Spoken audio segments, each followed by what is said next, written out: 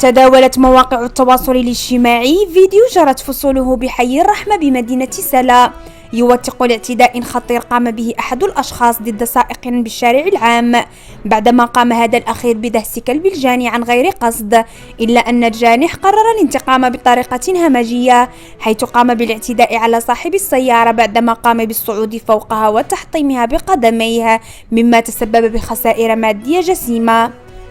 هذا وقد طالب النشطاء من المديرية العامة للأمن الوطني بالتدخل وإلقاء القبض على الجاني وتسليمه للعدالة لينال عقابه.